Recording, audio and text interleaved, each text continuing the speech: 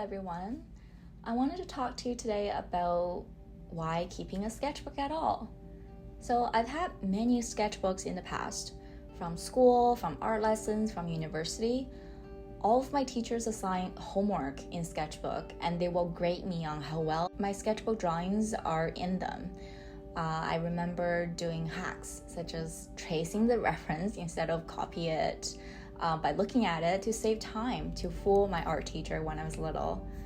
What was important at the time was always the result, the final deliverable I share with my art teacher. And for me at least, it was never about the process because they were always take-home assignments. It's not like my teacher saw me working in my sketchbook. And the other thing about sketchbook is that I've always felt that it's really private. I never felt proud about showing other people because I feel like it's full of failures and full of like grades and whatnot. I considered a real artwork what I draw during the class, during the lessons, or the ones that took me days to complete on canvas or my watercolor sheets. Anyway, those are just like my early sentiment towards what a sketchbook is. I would say all of my sketchbooks, the old ones, when I look through them, there are probably close to 10 of them that I have never completed. They range in size and price. Some of them are really pricey. I remember that, the school mandated that I have to buy them. The largest I had was the size of my 16-inch MacBook Pro. I never felt the urge to go back to them and continue drawing in them. In my mind, they kind of represent my past life and I don't need to revive them. That thinking though is slowly shifting now that I've picked up new sketchbooks and practiced routinely in them. Well, you see, I realized that sketchbook is never about the end result. It's always about the process. I recently learned a word called autotelic. And I really feel it describes sketchbook really, really well. If I'm being influenced by external rewards, like how well I'm being graded on the work, the fundamental value of keeping a sketchbook is diminishing. The value of sketchbook is the process through which you're keeping it, not in having it as means to an end. In other words, the result of the sketchbook or the drawings you create within isn't as important as the creation process or the time you spend drawing in it. So knowing that the activity itself is its own reward, how do I motivate myself to value that experience alone? When I first started drawing when I was little, it was for pure pleasure. I just enjoy scribbling on any surface, on my bedroom wall, on the chalkboard, even in my textbook. The surface doesn't matter, the presentation didn't matter, and who saw it didn't matter either.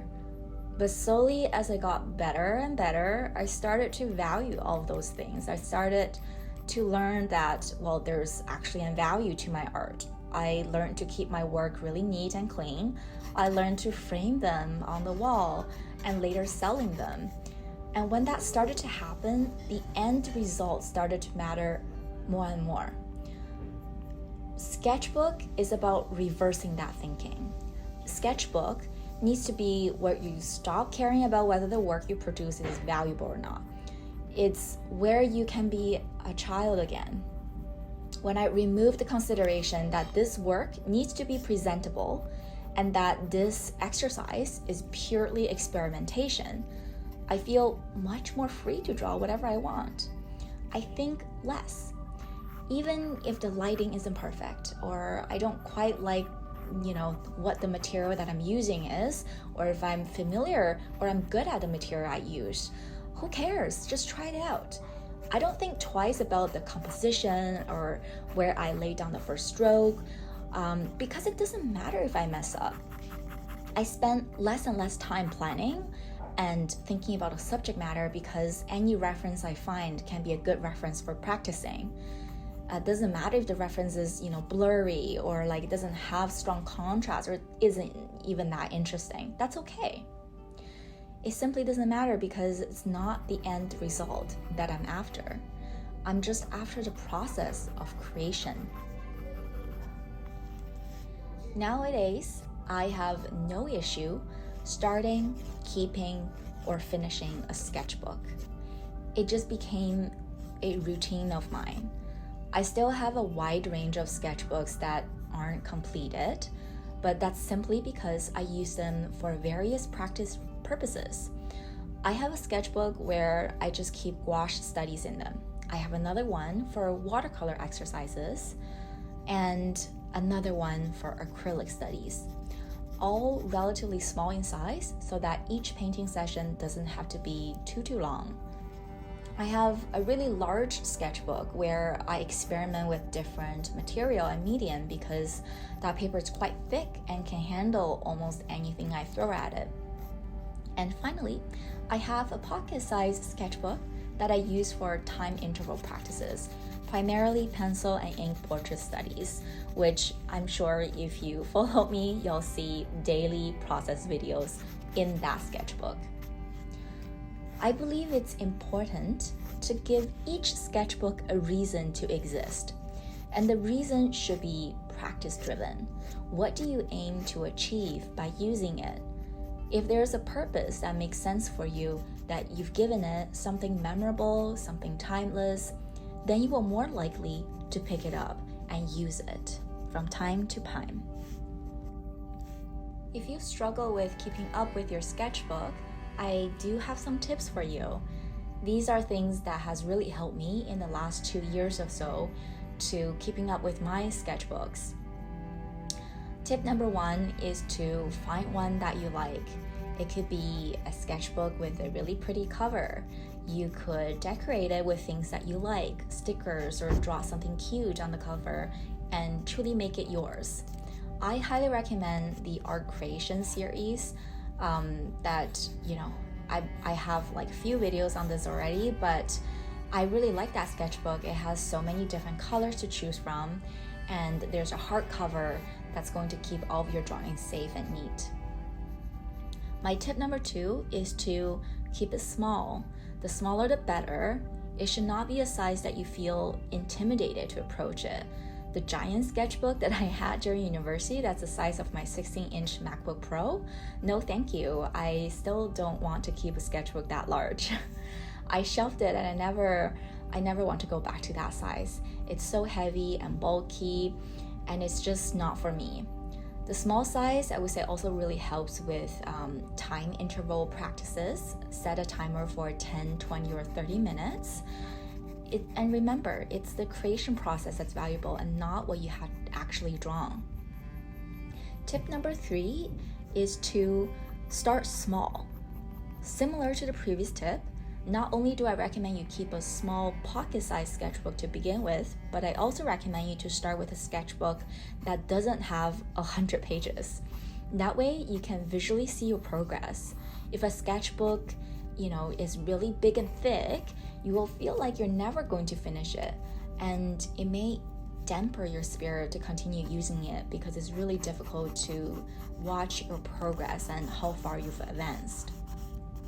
My tip number 4 is to give the sketchbook a reason to exist. Give it a goal. For example, if you're like me and you enjoy drawing portraits, maybe have one that's just going to have your portrait studies. Or it can be medium driven. Lots of sketchbooks have paper that's meant for a particular medium, such as watercolor or gouache. It could be where you practice how to draw with that particular medium, and you can experiment with drawing various subject matters. And lastly, get materials that inspire you to keep you going. For me, I like to go to a physical art store to look at the different kinds of pens or color pencils that they have, and just get 1 or 2 to try out. I also like to watch other people draw in their sketchbook and look at the material that they used. If there's a slight urge to try it out, I will often try to find them online and get them myself. The brush pens and fountain pens drawings I've done in my sketchbook, which you can see in my past videos, were inspired by looking at other artists' art process on YouTube and Instagram. And the reason I think this tip is really important is because when I personally have removed the expectation that I must perform really well, I become actually more confident. If I knew that this is something new and I'm, purely just experimenting with it for the first time, I become more and more comfortable with the medium as I grow to use it more and more. Trying out new things just helps me keep my spirit of experimentation high and keep the mindset of continuous growth and learning. Thank you for watching, and I hope this was helpful for you, whether you currently want to start your sketchbook journey or you've been struggling to keep up with a sketchbook.